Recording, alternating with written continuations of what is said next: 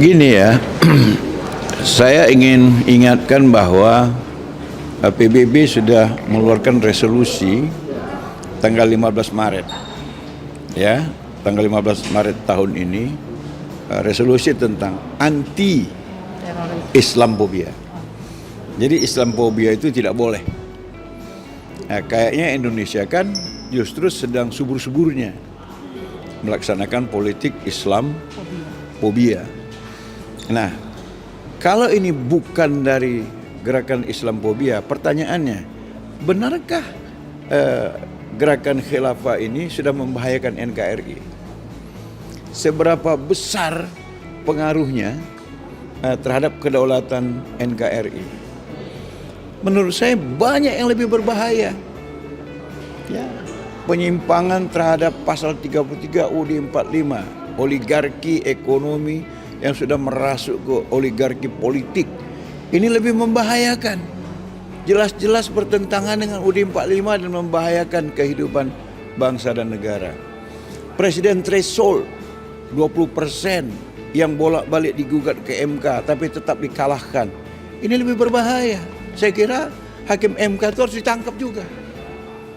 Ya, karena membahayakan demokrasi. Demokrasi itu kan memberi kesempatan kepada semua orang untuk berpartisipasi dari oleh dan untuk rakyat.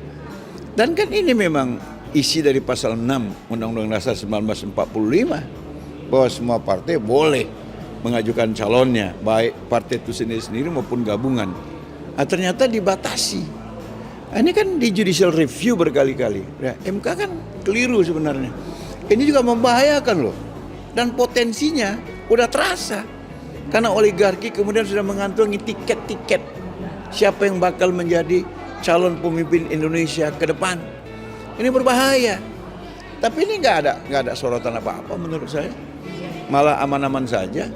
Sementara gerakan yang dengan modal 2 miliar, 2,4 miliar, 2,5 miliar dianggap sangat berbahaya dan lain sebagainya. Saya ingin katakan di kehidupan demokrasi ini, yang di alam pikiran itu tidak boleh dihukum. Kecuali gerakannya jelas sudah mengarah kepada hal yang dikhawatirkan mengganggu, saya kira itu harus ditangkap. Ya, silakan organisasinya dilarang. Kan sama juga dengan HTI, dengan FPI. Oke ya, kalau memang itu dianggap salah. Tapi kemudian menangkap orangnya, divestivalisasi, seakan-akan ini membahayakan negara dan bangsa. Kita lihat aja orang yang ditangkap sudah sangat tua seperti itu. Tengok gedungnya seperti itu, jaringannya juga hanya di Lampung dan sebagainya, uangnya cuma 2,4 miliar. Aneh-aneh menurut saya penegakan hukum ini. Bagus ditegakkan hukum itu, periksa tuh kenapa Garuda bangkrut, ya, kenapa Pertamina bangkrut, kenapa PLN bangkrut, itu diperiksa. Pertanyaannya nih, yang dikhawatirkan apanya? Khilafah itu dalam pandangan Islam melaksanakan Islam dengan murni. Apa itu salah? Kaitannya dengan terorisme?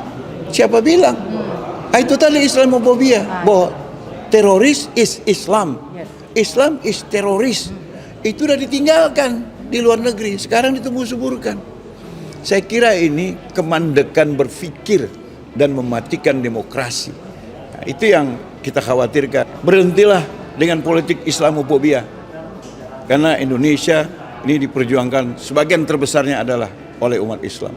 Di negara-negara yang minoritas Islam, justru ada upaya yang begitu kuat dari pemerintahannya untuk menghapus Islamophobia.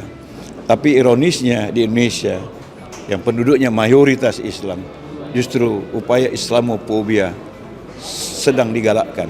Saya nggak tahu ini untuk kepentingan siapa, tapi saya bisa menduga ini bukan kepentingan penganut agama yang ada di Indonesia. Sepenuhnya ini adalah kepentingan oligarki ekonomi yang sudah menguasai oligarki politik.